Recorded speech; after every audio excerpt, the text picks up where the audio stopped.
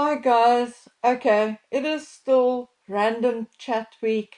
I listen to cases while doing the dishes, read up on others during bathroom breaks.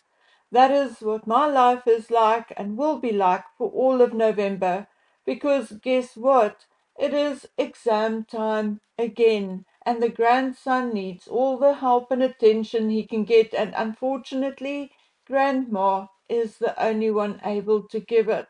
So, last I checked, Robert Card is still on the loose. Police and FBI surrounded a home in Bowden, and which I now found out is the home belonging to relatives of Robert Card. However, he was not there, no arrests were made, and thus the search continues. The number of victims are now more or less clear and verified, and according to authorities, the death toll is now 18, and 13 others were wounded. The names of some of the victims have been released, among them a father and son, Bill and Aaron Young. Aaron was only 14.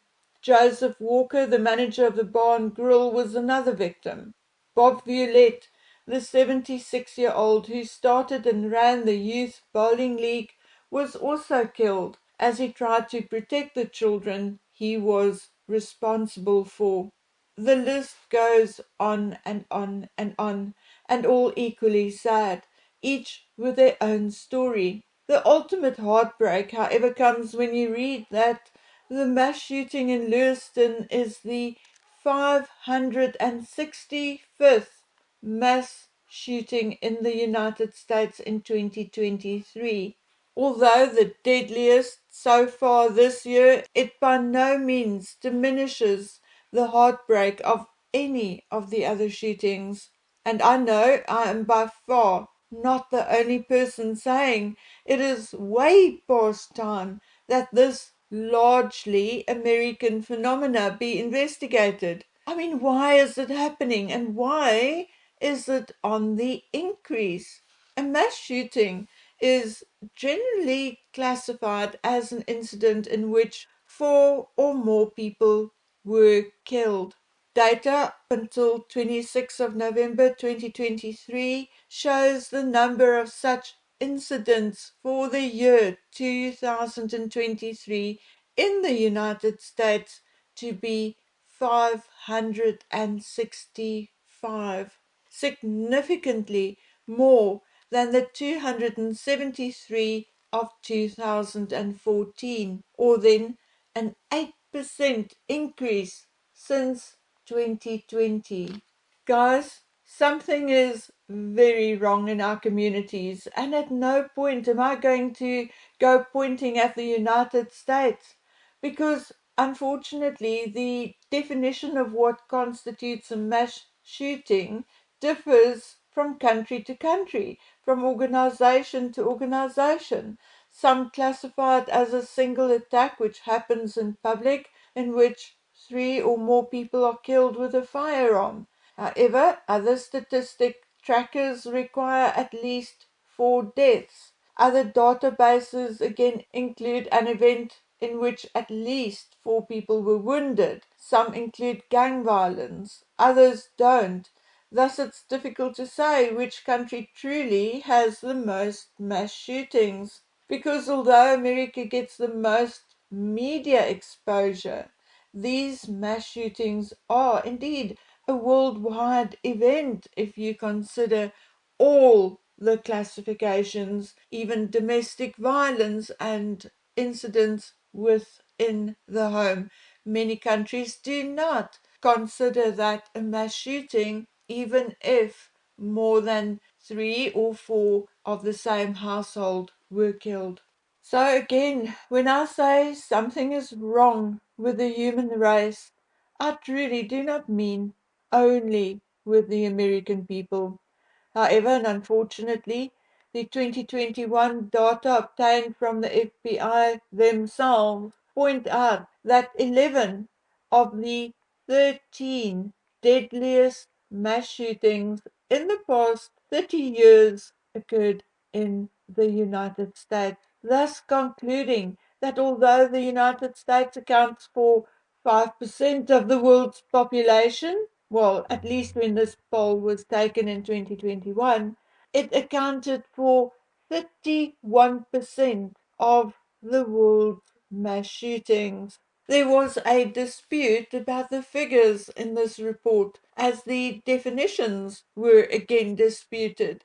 But when looking at the number of actual deaths as a result of these events, instead of counting the events itself, the statistics appear to be very close to the truth. But even if we disregard the figures and definitions, it is still undeniable that mass shootings are becoming more frequent and more deadly.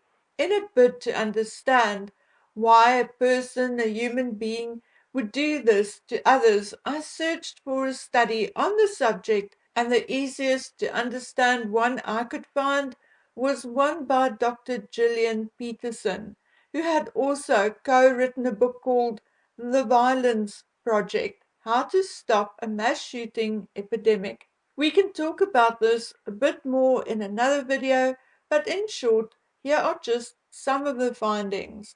98% of mass shooters are men. Of the 4 women included in Dr. Peterson's study, 2 perpetrated the shooting with men. In most cases, the road to these horrific crimes start with early childhood trauma and often physical abuse or DV in the home. Self-loathing eventually turns outward, and these people start to blame others for how they feel. For instance, a school shooter will blame their school. Others will blame religious groups or racial groups or colleagues or women or other men. Contrary to popular belief, these events are not always linked to mental illness. 2/3 of mass shooters, however, have some sort of mental health history, even if it's just behavioral problems reported at school or later in a work environment. But only 10% had some kind of psychosis. Like a lot of them say, they are hearing voices telling them to kill. But that is really only true in 10%. Many of these perpetrators have a self-harm or death wish, and many accept they themselves will likely be killed. The classic method of death by cop, if you will. What is phenomenal is how many of these perpetrators actually leak their plans beforehand, particularly in the case of school shooters. Yes, people do not take them seriously or even play along with the fantasy. Goodness, again, if you see or hear something, say something. And even if you are wrong, even if it was just a joke or a fantasy, rather err on the side of caution. I actually love Dr. Peterson's attitude and ideas because for her it is about lowering the number of incidents and deaths more than anything else.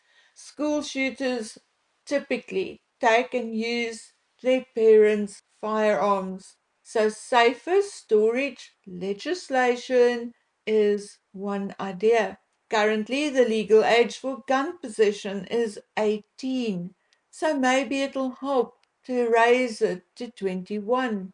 Red flag legislation is another idea. If someone presents with mental health issues, has been involved in a DV incident, even if it wasn't charged, weapons can be or should be removed, even if temporarily, until he or she receives a clean bill of health from a medical professional. Those are some of the few things Dr. Peterson talks about, and I think it's a good idea to go Google Dr. Gillian Peterson and read up about her study. It is extremely interesting, extremely educational, and really written in plain and simple language. Only as a community, as parents, family, friends, and colleagues, do I believe can we help solve this problem. I believe early intervention will be the main solution. Maybe it cannot be prevented completely, but in my opinion, it can be minimized. Please note that this video contains my opinion and that I am not a professional at all.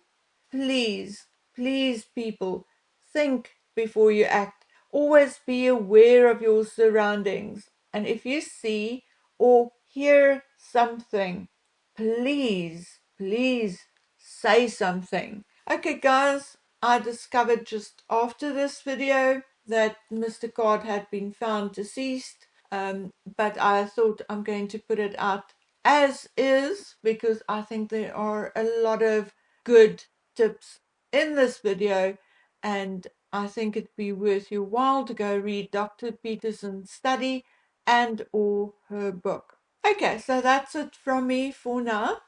I'll see you again as soon as I can. Until then, please take good care of yourselves and each other. Look out for your neighbors. Look out for your neighbors' children. Let's take care of one another. Bye.